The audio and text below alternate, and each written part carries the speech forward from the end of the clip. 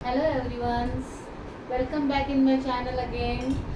Today we will see the polymerase chain reaction. आज हम देखेंगे polymerase chain reaction होती क्या है, how to use in the plant breeding में इसका कैसे यूज़ किया जाता है. तो एप्लीकेशन तो हम नेक्स्ट वीडियो में कवर करेंगे, लेकिन आज हम इसके प्रोसीजर और इसके requirement, what is the requirement, what is the principle behind the polymerase chain reaction and what is the procedure step by step देखेंगे. क्योंकि अगर हम एप्लीकेशन लेंगे तो बहुत बड़ा वीडियो बन जाएगा, तो एप्लीकेशन हम नेक्स्ट वीडियो में कवर करेंगे. ओके, तो now we will see the polymerase chain reaction, जिसे हम पीसीआर करके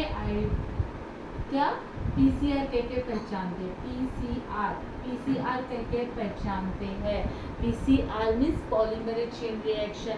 और ये अभी तो इतना पॉपुलर रिएक्शन है, इतनी पॉपुलर प्रोसेस है, this is use in the whole overs. आपने देखा होगा कि आरटी, जब कोरोना के टाइम देखा था कि कंफर्म करने के लिए आरटी पीसीआर करते थे, या फिर ह्यूमन का कुछ कोई क्रिमिनल केसेस होंगे तो उसमें भी हम पीसीआर यूज़ करते हैं.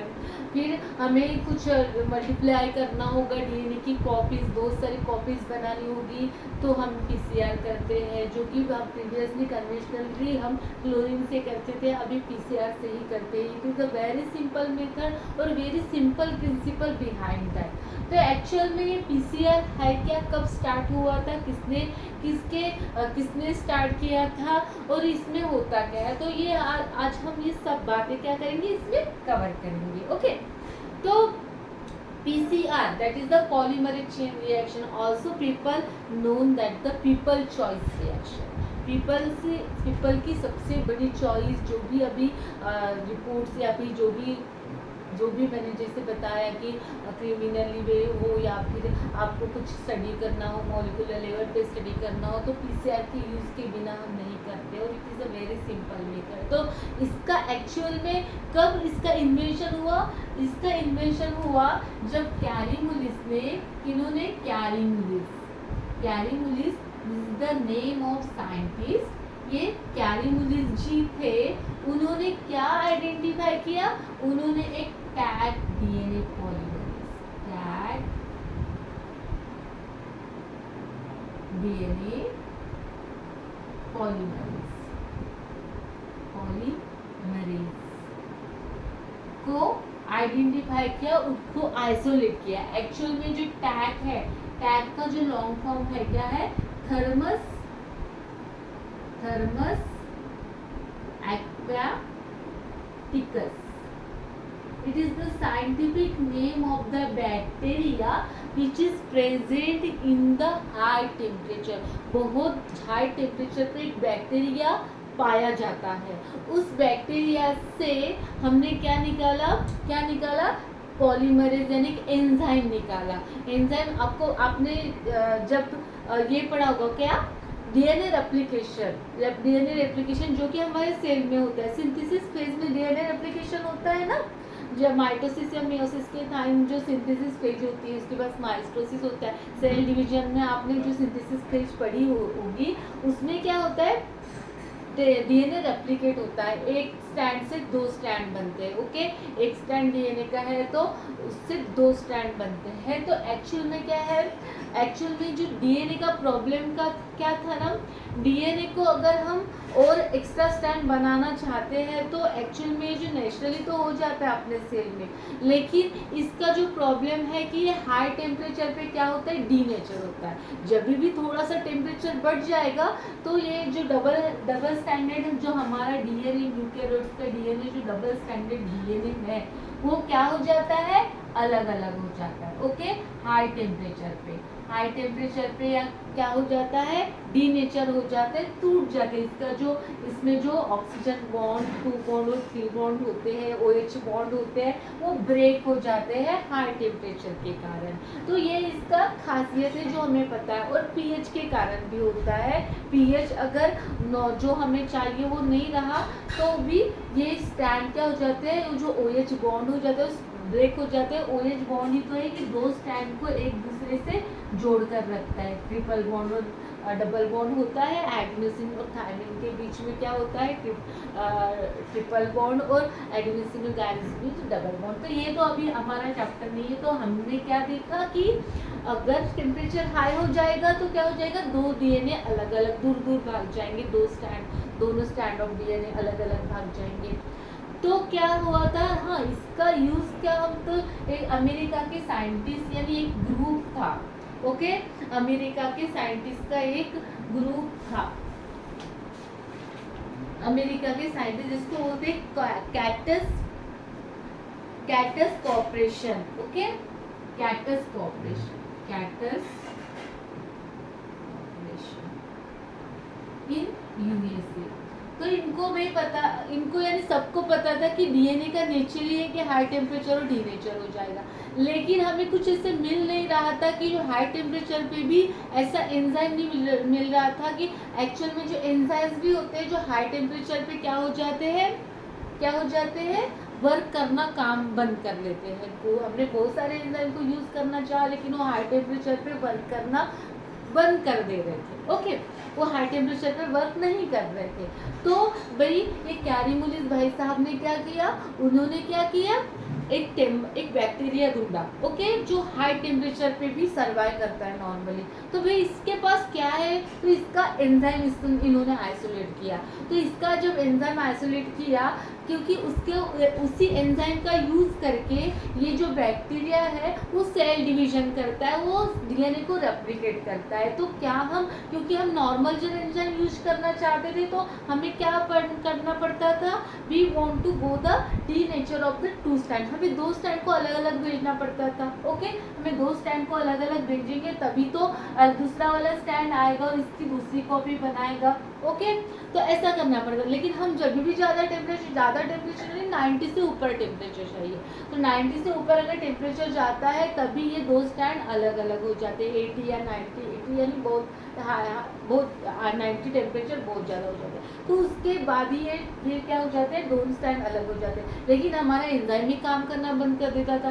तो फिर कैरीमुलिस भाई साहब ने बोला कि चलो ठीक है, हम इस एंजाइम का ट्राई करके देख सकते हैं, क्योंकि ये जो बैक्टीरिया है इतने ज़्यादा टेम्परेचर पे सर्वाइव कर रहा है, तो may be that enzyme can helpful for the replication of the DNA in the vitro condition. Vitro condition में डीएनए को रेप्लिकेट कर पाएंगे, ओके। तो इस वजह से जब इन्होंने ये एंजाइम आइसोलेट किया, तब उस एंजाइम का यूज एक कैटस कॉर्पोरेशन का जो यूएसए में है उसका यूज करके क्या किया उन्होंने, इन विट्रो सिंथेसिस और amplification of the DNA, amplification किया, ओके, एम्प्लीफिकेशन ऑफ डीएनए को एम्प्लीफिकेशन किया। हमने ये भी देखा होगा कि जब भी डीएनए का रेप्लिकेशन होता है तो पूरा, जैसे इतना बड़ा डीएनए, तो पूरा के पूरा DNA at a time replicate नहीं होता है, इसका थोड़ा सा पार्ट रेप्लिकेट होता है, जो कि अभी जैसे थोड़ा थोड़ा पार्ट रेप्लिकेट होता है, क्योंकि बाकी का डीएनए से पूरा सर्कुलर शेप में होता है। तो इसमें से जब भी रेप्लिकेट होना चाहेगा तो इतना ही डीएनए रेप्लिकेट होगा, ओके।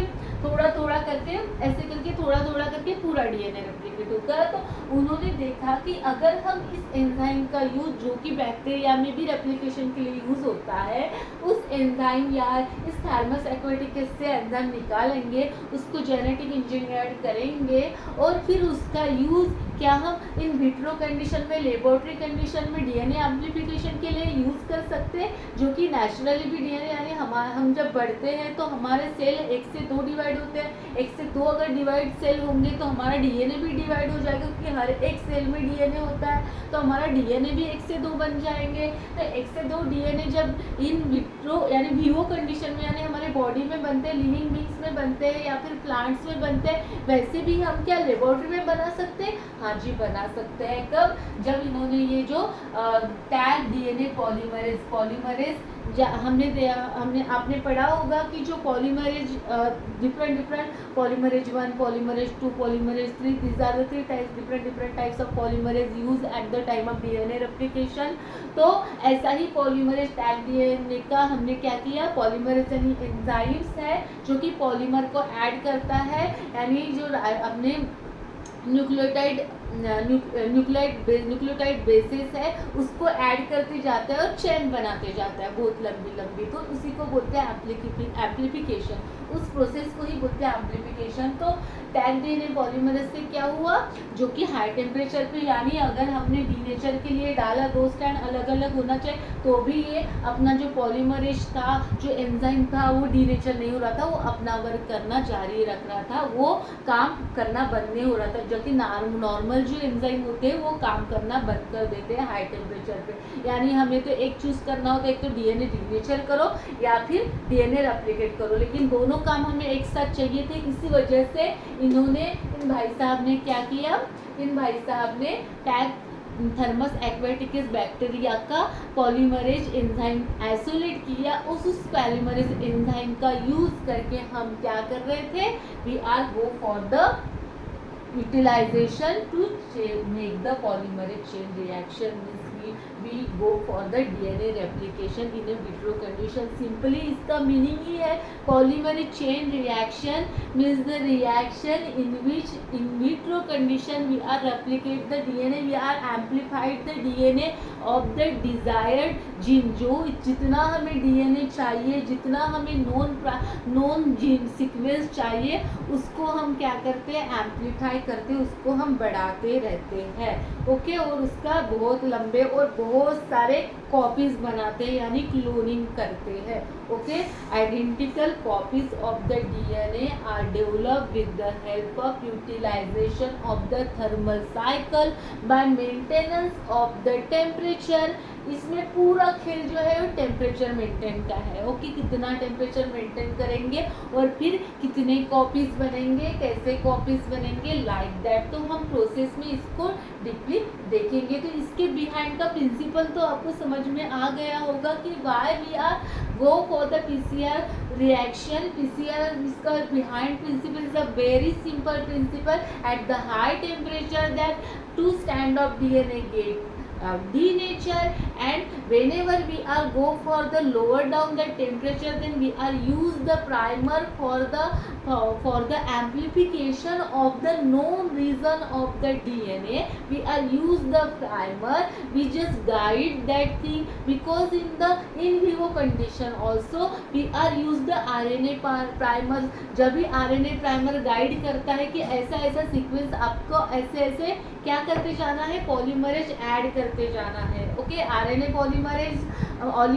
पॉलीमरेज कब यूज होता है, इन विवो कंडीशन में भी आपने जब डीएनए रेप्लिकेशन पढ़ा होगा तो थोड़ा सा आरएनए पॉलीमरेज ऐड होता है। उसके बाद उसको पता होता है कि जैसे आरएनए पॉलीमरेज अरेंज हुए है ना, वैसे ही मेरे को क्या करना है, एक एक बेस पेयर को ऐड करते जाना है, like that. This is the guide. तो हम गाइड के लिए इसमें प्राइमर यूज करते हैं, और प्राइमर के हेल्प से क्या करते हैं, we just amplified the desire region of the DNA. Okay, with the help of that primer, forward and reverse primer are utilized in the PCR technique. Okay, PCR technique में हम ये सब use करते हैं, और हम क्या करते हैं, बहुत सारे कॉपीज बनाते हैं। It is the technique of cloning, it is the replace the cloning in the cloning method there is a large number of the DNA, means the थोड़ा ज़्यादा, यानी माइक्रोग्राम में हमें डीएनए लग रहा था जब हम क्लोनिंग के लिए जाते थे, तो लेकिन इसमें हम नैनोग्राम में डीएनए से काम चला लेते हैं। Okay, and we are make the several number of copies of the desired gene, जो चाहिए उस जीन की। जैसे भी हमें सपोज हमें एक सीक्वेंस चाहिए। ओके, हमें कौन सा सीक्वेंस चाहिए, A G G T T T A C. Okay, ये सीक्वेंस चाहिए, कौन से, बहुत सारे कॉपी में चाहिए। Okay, because it is the desire gene, it is the, हमें कुछ तो भी इसका काम है, जो भी काम होगा, इस वजह से हमें इसकी बहुत सारी कॉपी चाहिए। तो हम किसका यूज करेंगे, पीसीआर का यूज करेंगे। कि पहले हम क्लोनिंग का यूज करते थे, तो हम जीन क्लोनिंग में और एक लेक्चर लूंगी, जीन क्लोनिंग क्या है वो पढ़ाऊंगी, लेकिन अभी तो हमें देखना है कि पीसीआर क्या है। तो polymerase chain reaction is the reaction in which we are amplified the huge number of copies of the desired gene by maintaining the temperature with the help of thermocycler. Okay, thermocycle के cycler के help से हम temperature maintain करके by using of the Taq DNA polymerase, okay, that enzyme name is the Taq DNA polymerase का use करके हम जो भी डिजायर जीन है उसकी बहुत सारी कॉपीज बनाते हैं, okay, that is the polymerase chain reaction. तो आपको पॉलीमरेज चेन रिएक्शन समझ में आ गया होगा कि एक्चुअल में होता क्या है, ओके। तो हम इसका अभी क्या देखेंगे, रिक्वायरमेंट देखेंगे, what is the requirement of the polymerase chain reaction. तो आपको बहुत बार एग्जाम में आता है कि किसने इन्वेंट किया था, एक्चुअल में जब कैरी मूरिस भाई साहब ने अगर टैग डीएनए पॉलीमरेज को इन्वेंट नहीं किया होता, then we cannot be invent that polymerase chain reaction, polymerase chain reaction को हम भी इन्वेंट नहीं कर पाते थे, ओके। तो ये हो गया behind the principle of the polymerase chain reaction, okay. अब रिक्वायरमेंट क्या है, एक्चुअल में ये प्रोसीजर करने के लिए जाएंगे तो हमें क्या रिक्वायरमेंट लगेगी, ओके, रिक्वायरमेंट और पॉलीमरेज चेन रिएक्शन। तो पहली हमें रिक्वायरमेंट क्या है, that is the tag.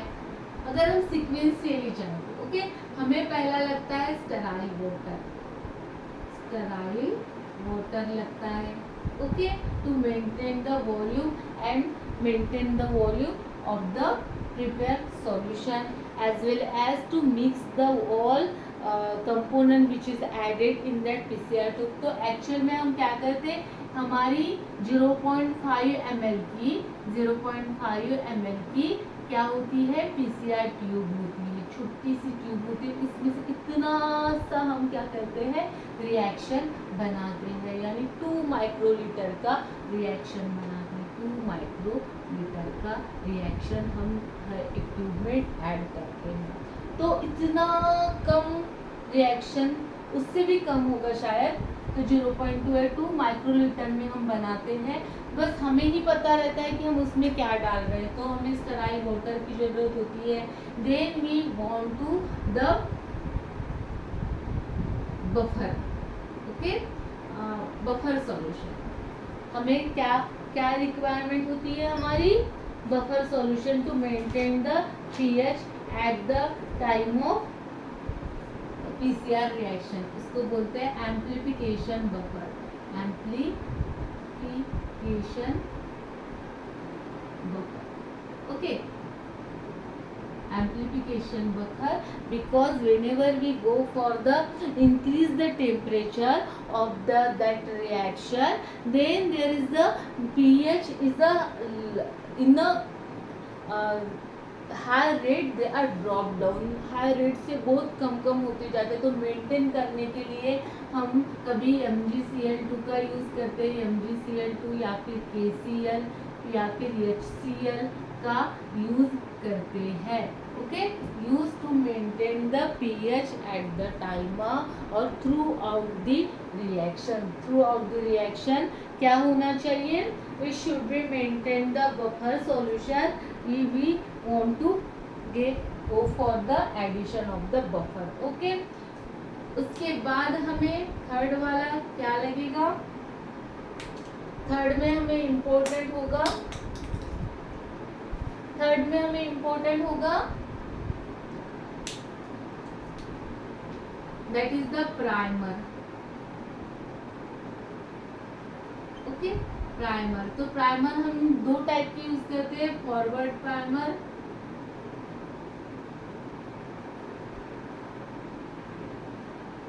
And reverse primer, okay, ताकि दोनों स्टैंड से वो अटैच हो पाए। फॉरवर्ड प्राइमर एक स्टैंड से अटैच होगा तो रिवर्स प्राइमर दूसरे स्टैंड से अटैच होगा। Therefore we need the both type of primer, हमें फॉरवर्ड प्राइमर चाहिए होता है और रिवर्स प्राइमर चाहिए होता है। वो भी सभी की क्वांटिटी हमें नैनोलीटर में, माइक्रोलीटर में, माइक्रोमीटर में चाहिए होती है।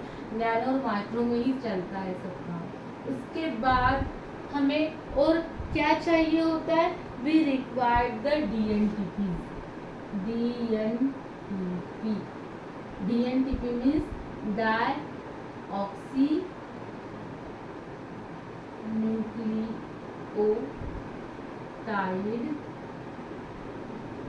nucleoside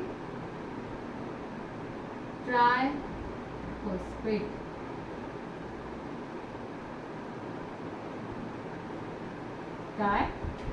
DNTPs we require the deoxyribonucleoside. Ribo रहेगा इसमें डीऑक्सीराइबोन्यूक्लियोसाइड ट्राइफॉस्फेट मीन्स हमें AGCT के सीक्वेंस AGCT ये पूरा क्या चाहिए, सिंगली चाहिए, क्योंकि ऐड कौन होगा, यही तो ऐड होने वाले, इन्हीं को ही बोलते हैं DNTP, डाईऑक्सीराइबोन्यूक्लियोसाइड ट्राइफॉस्फेट. ओके, ये हमें चाहिए होते हैं. Okay, for that addition. Okay, उसके बाद हमें क्या चाहिए होता है, लास्टली वी रिक्वायर्ड द, क्या चाहिए होता है हमें, we required the target sequence of the DNA. Target sequence of DNA का हमें टारगेट सीक्वेंस चाहिए होता है, which we want to amplify. हमें जिसको एम्पलीफाई करना है वो प्रॉपर सीक्वेंस हमें चाहिए होता है, because the DNA is a very large number. बहुत बड़ा DNA होता है. मैंने बहुत बार बताया है कि whenever we are straight one that human DNA, then we can be go up to that moon तक जा सकते, उतना लंबा DNA ह्यूमन का होता है. तो ऑब्वियसली प्लांट्स का भी यूकैरियोट्स है तो उनका भी तो बहुत उतना नहीं, या फिर उससे कम या फिर ज़्यादा, लेकिन बहुत बड़ा ही होगा. तो उससे थोड़ा ही पार्ट हमें क्या करना है, एम्पलीफाई करना है. तो हमें पता चाहिए कि हमें कौन सा सीक्वेंस को, जैसे मैंने सीक्वेंस अभी यहाँ पे लिखा था, तो वही वाला सीक्वेंस को हमें एम्पलीफाई करना है. तो जब भी हम प्राइमर डिज़ाइन के लिए जाएंगे, we will design that complementary sequence of that desire gene. इस डिज़ायर जीन का हमें कॉम्प्लीमेंट्री सीक्वेंस हम क्या करेंगे, डिज़ाइन करेंगे इन दैट प्राइमर. मैंने जैसे बताया था कि सपोज हमें कौन सा वाला टारगेट जीन कौन सा है, AGCCTTAG. ओके, तो इसका हम प्राइमर अगर डिजाइन करने के लिए जाएंगे तो प्राइमर हम कैसे डिजाइन करेंगे, प्राइमर शुड बी डिजाइन एक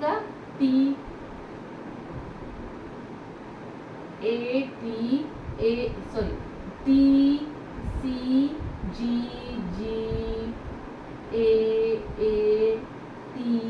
और क्या C. Okay, like that primer will be design. और इसके आगे अगर थोड़ा सीक्वेंस रहेगा तो क्या करेगा, टैग DNA पॉलीमरेज से DNTP ऐड होते जाएंगे अगर इसके टारगेट DNA में ये सीक्वेंस होगा तो. Like that we will be go for the target sequence of that DNA. यानी हमें DNA चाहिए हमारा, हमें जिसका DNA को एम्पलीफाई करना है, हमें प्लांट के DNA को एम्पलीफाई करना है. प्लांट में भी हमें सपोज हमें एम्पलीफाई करना है, मेज का DNA हमें एम्पलीफाई करना है, सोरगम का, और we want to go for the amplification of the DNA of the pulse crop, chickpea, black gram, green gram. Then we want to DNA of that plant. हमें उस प्लांट का DNA चाहिए होगा, that is the target DNA sequence. Okay, और ये जो primer होते हैं वो हमें कितने बेस पेयर से चाहिए होते हैं, 16 to 24 बेस पेयर के चाहिए होते हैं. ओके, जितने कम न्यूक्लियोटाइड बेस पेयर होगा उतनी ज़्यादा पॉसिबिलिटी होगी अनिलिंग की, यानी जोड़ने की टारगेट DNA सीक्वेंस के साथ. पहले जो क्लोनिंग होता था, क्लोनिंग में हम प्रोब यूज़ करते थे, and probe are the longer DNA sequence. वो भी प्राइमर के जैसे होता है लेकिन वो बहुत लॉन्ग न्यूक्लियोटाइड बेस पेयर का होता है, इसलिए हम प्रोब बोलते हैं. और ये हम प्राइमर जो कि हम डिज़ाइन करते हैं लेबोरेटरी में ऑलरेडी, और उसको फिर डिज़ाइन करके मंगवाते हैं. जैसे हमने इसको डिज़ाइन किया, हमारा डिज़ायर सेट था ये वाला, और हमने इसको डिज़ाइन किया है, and it is design on the basis of the previous study done under that crop. और सीक्वेंसिंग हमने ऑलरेडी बहुत सारे क्रॉप की सीक्वेंसिंग की हुई है, तो सीक्वेंसिंग के बेस पे हम आइडेंटिफाई करेंगे, और जो भी स्टडी हुई है उसके बेस पे हम आइडेंटिफाई करेंगे कि इस ट्रेट के लिए ये वाला DNA सीक्वेंस रिक्वायर्ड है. फिर उसका कॉम्प्लीमेंट्री प्राइमर हम बनाएंगे, फॉरवर्ड और रिवर्स प्राइमर हम बनाएंगे. Okay, then target sequence of the DNA. और लास्ट वन क्या है हमारा, क्या सबसे इम्पोर्टेंट चीज और सबसे इम्पोर्टेंट लास्टली ही ऐड करते हैं, क्या ऐड करते हैं हम, टैग डीएनए और टैग पॉलीमरेज भी हम बोल सकते हैं इसको, okay. Tag polymerase we are add at last, सबसे लास्ट में, क्योंकि ये एंजाइम है और एंजाइम जब भी हम कहीं भी ऐड करेंगे तो एंजाइम की प्रॉपर्टी क्या है, कैटालाइज करना यानी रिएक्शन करना, okay.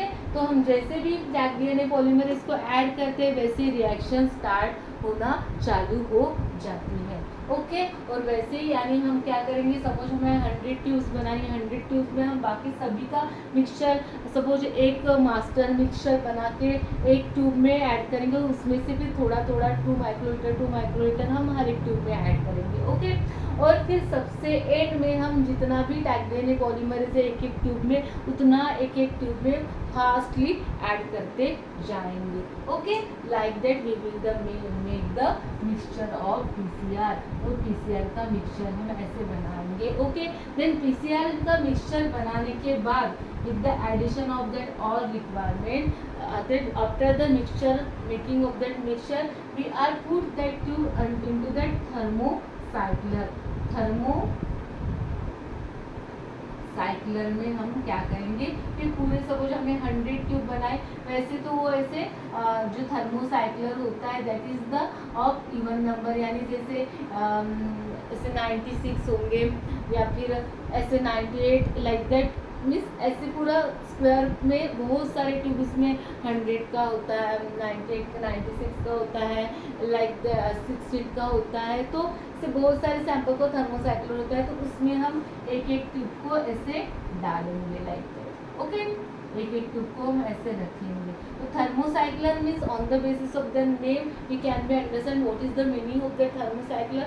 Thermocycler means the it is the maintain the temperature whenever it required for the proper timing. एक पर्टिकुलर टाइम के लिए उतना टेम्परेचर वो क्या करता है, मेंटेन करता है, उसको बोलते हैं हम थर्मोसाइक्लर। तो जब भी हम उसमें डालेंगे तो एक्चुअल में वो टेम्परेचर बढ़ेगा कम होगा, तो उसके हिसाब से क्या होगा, हमारे जो डीएनए स्टैंड होंगे। तो मैंने बताया था कि प्रिंसिपल क्या है, टेम्परेचर का मेन प्रिंसिपल है। तो टेम्परेचर अगर इंक्रीज होता है then 2 stands of the DNA get denature होंगी, दूर दूर भागेंगे, okay. And whenever we go for the minimise the temperature, again पास में आएंगे, तो पास में अब कौन आ जाएगा, प्राइमर आ जाएगा फास्ट पे, क्योंकि प्राइमर छोटे से बेस पेयर का पट से जल्दी से उनके दोनों के बीच में आ जाएगा, ओके। उस स्टेप को बोलते हैं अनीलिंग। और उसके बाद होता है प्राइमर एक्सटेंशन, उसके बाद होता है प्राइमर एक्सटेंशन। तो अभी हम क्या देखेंगे, स्टेप्स देखेंगे, steps in the PCR, okay. एक एक स्टेप को हम, और बहुत बार एग्जाम में स्टेप्स ही पूछी जाती है, which are the steps in the PCR. PCR में स्टेप्स कौन सी है, तो steps in a PCR. There are the 3 important steps of PCR. First step is the denaturation.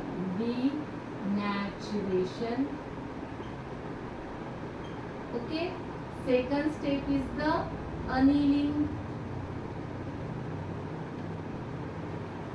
And third important step is the primer extension,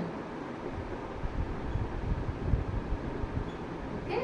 These are the 3 important steps of polymerase chain reaction. ये 3 important step है polymerase chain reaction की। तो जैसे मैंने बताया कि क्या होता है डीनेचर में, this 2 strand of DNA get denature at which temperature it is working up to the from, ये जो वर्क होता है that is working on the of the temperature of the 90 to 98 degree Celsius, 90 to 98 degree Celsius. लेकिन हम commonly कितना temperature use करते हैं, 94 degree Celsius और 2 मिनट के लिए। अगर 2 मिनट के लिए हमने 94 डिग्री सेल्सियस सेल्सियस में अगर डीएनए को, क्योंकि हमने इसमें प्लांट का डीएनए डाला था मिक्सचर में, पीसीआर मिक्सचर में हमने प्लांट का डीएनए डाला था, तो उस डीएनए को अगर हम 94 डिग्री सेल्सियस के लिए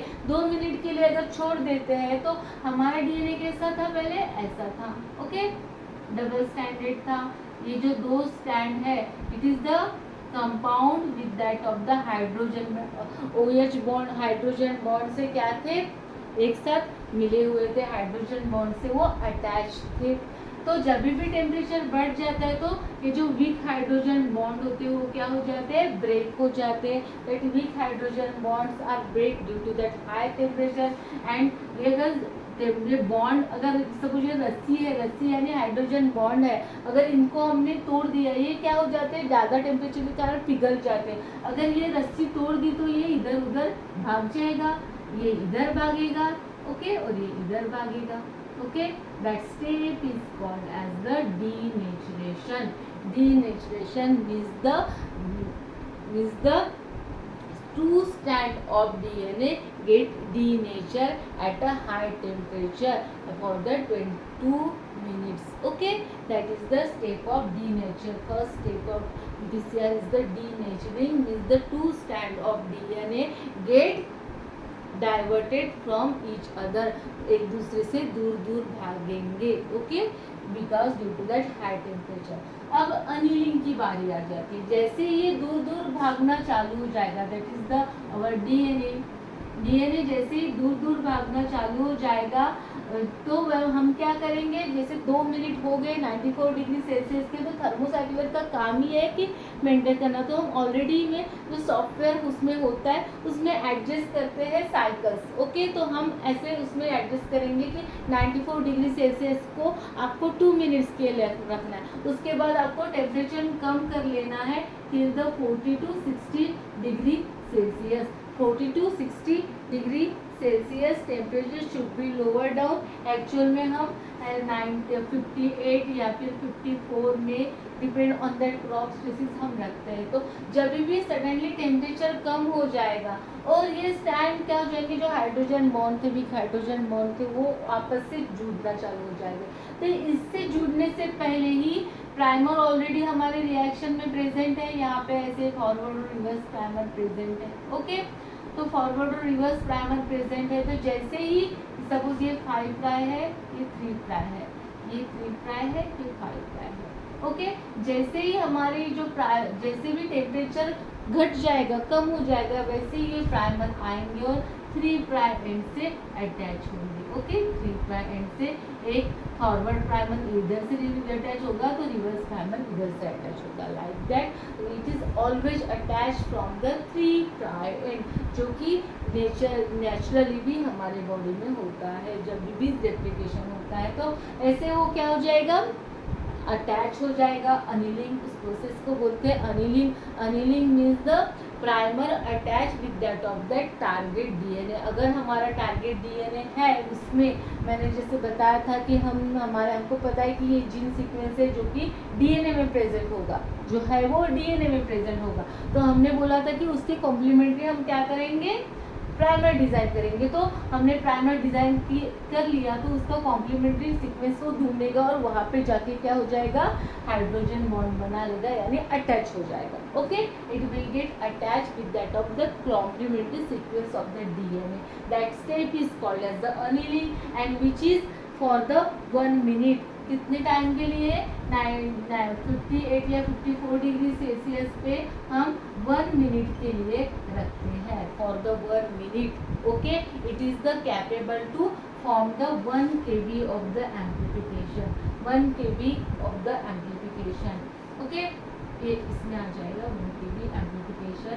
ओके, तो हम लास्ट वाला स्टेप क्या है, that is the primer extension. अभी हमें क्या है, डीएनटीपीस को अटैच करना है, जिससे वो प्राइमर क्या होगा, एक्सटेंड होगा, प्राइमर बढ़ते जाएगा। तो जैसे ये डीएनटीपीस यहाँ पे ऐड होंगे, यहाँ पे, यहाँ पे, यहाँ पे, यहाँ पे, तो ये प्राइमर क्या हो जाता है, बढ़ते जाता है by formation of the OH bond formation करके वो क्या करेंगे, they are extend there the strand. Okay, that step is called as the primer extension, which is at the कितने डिग्री सेल्सियस पे है ये 72 डिग्री सेल्सियस. जनरली हम 68 degree Celsius पे करते हैं, लेकिन प्रॉपर जो टेम्परेचर है वो कितने डिग्री सेल्सियस का है 72 degree Celsius. The DNTP get attached with primer and amplify the primer, और एम्पलीफाई करेंगे प्राइमर को, एम्पलीफाई द प्राइमर, और ऐसे प्राइमर की लंबाई बढ़ती जाएगी. ओके, जितना वो जो भी अनवाइंड पार्ट है डीएनए का, क्योंकि हमने ये ऑलरेडी पढ़ा है कि जो बहुत वाउंड यानी बहुत ऐसे रस्सी किसी घूमी रहती है, वैसे डीएनए पर घूम के रहता है. तो जितना डीएनए को अगर रेप्लिकेट करना है तो उतना डीएनए, सपोज ये हमारी रस्सी है ऐसे ऐसे है. ओके, तो उतना डीएनए क्या हो जाएगा, सपोज यहाँ से इसको रेप्लिकेशन करना है तो यहाँ से ऐसे खुल जाएगा. ओके, और यहाँ पे हम हमारे जो प्राइमर आएंगे वो अटैच होंगे. अगर ये सर्कुलर है, लीनियर है तो linear. It is mostly PCR at the time of PCR reaction the DNA which is the target DNA present in the linear form में ही, चाहे सर्कुलर फॉर्म में अगर होता है target DNA, then there is a PCR capability is a very less हो जाती है कि वो एम्प्लीफिकेशन करे. तो ये क्या हो गया हमारा amplifier, DNTP get added with that of primer and primer get amplified and our desired sequence get amplified. और हमारा desired sequence क्या होता है, बढ़ता है, amplify होता है. अगर हमने DNTP की जो पॉलीमरेज DNA पॉलीमरेज की क्वांटिटी ज़्यादा डाली तो it will be get the high amount of the DNA get target DNA get amplified. जो अनवांटेड सीक्वेंस है वो भी एम्पलीफाइड हो जाएंगे अगर हमने ज़्यादा टैग DNA पॉलीमरेज उस रिएक्शन में ऐड किया तो क्योंकि टैग डीएनए पॉलीमरेज का काम ही है इनको रेप्लिकेट करना, तो अनवांटेड सीक्वेंस को भी वो रेप्लिकेट कर सकता है, वो ऐड कर सकता है डीएनटी को फास्टली प्राइमर के साथ. ओके, तो these are the 3 steps of किसके स्टेप्स है पीसीआर की. तो ये हमारी क्या हो गया 1 साइकिल, ये हो गया हमारा 1 साइकिल. ओके, अब हम ऐसे ही और सेकंड साइकिल के लिए जाएंगे और हम क्या करेंगे 94 degree Celsius for 2 minute, then 58 degree Celsius for the 1 minute and 72 degree Celsius for also the 1 minute. Okay, 1 minute. और लास्ट में हम क्या करते हैं फाइनल जो डिस्टिंक्शन सभी जब ऐसी कितनी साइकिल होंगी 30 to 35 साइकिल. ओके, एक साइकिल में एक बार डीएनए, 2 में 4 स्ट्रैंड बनेंगे, 3 में फिर तीसरे में कितने 4 के 16 बनेंगे, चौथे में 16 के कितना होता है 288. ऐसे यानी डबल में स्ट्रैंड बनते जाएंगे हर एक साइकिल के साथ. तो सोचो 30 to 35 साइकिल में कितने स्ट्रैंड बनेंगे, तो इतना डुप्लीकेशन हो जाएगा of the desire target of the DNA get duplicated in such time. Okay, यानी 1 के 2, 1 के 1, 2 के 4, फिर 3 के 16, 4 के 128 like that it will be get replicate. इस वैसे रेप्लिकेट हो गया. जो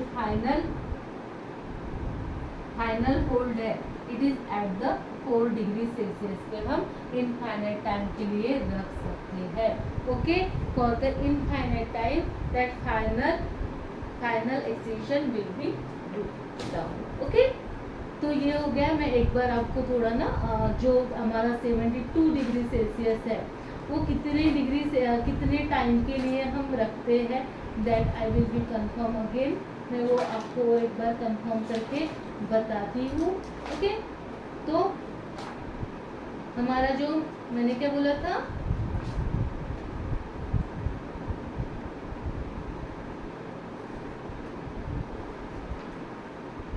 तो ये जो फॉर्मूला है दैट इज द ये कितना ये 1 मिनट नहीं 2 मिनट के लिए रखेंगे. और जो हमारा फॉर्मूला है, हम अगर हमें पता है करना है कि 30 साइकिल में कितने पीस बनेंगे दिए जो हमारे डिजायर जीन के, तो 2 n is the number of cycle. तो हमारे सपोज 2/30, अगर 30 साइकिल है तो 30 में कितने पीस बनेंगे, तो आप कैलकुलेट कर सकते हो कि कितने पीस बनेंगे of the desire gene. Therefore it is the bypass method for the cloning, इसलिए ये बाईपास मेथड है क्लोनिंग के लिए, और हम डिजायर जीन की इतनी सारी कॉपीज बना सकते हैं इन विट्रो कंडीशन में, इन लेबोरेटरी कंडीशन में, by the requirement of this all things. Okay, this is the simple principle behind of that. इसमें कुछ नया नहीं था, बस टेम्परेचर का खेल था, और बस केमिकल हमें ऐड करने थे, या फिर एंजाइम जो रिक्वायर्ड है, या फिर जो DNTPs है हमारा बफर मेंटेन करना था। और इस प्रकार हम क्या कर रहे थे, पॉलीमरेज चेन रिएक्शन को कर रहे थे। तो हम नेक्स्ट वीडियो में इसके टाइप्स और इसके एप्लीकेशन यूज क्या होते हैं ये हम देखेंगे। Okay, thank you friends, thank you again. अगर आपको अच्छी लग रही होगी मेरी वीडियो तो please like and share and subscribe. Okay, thank you.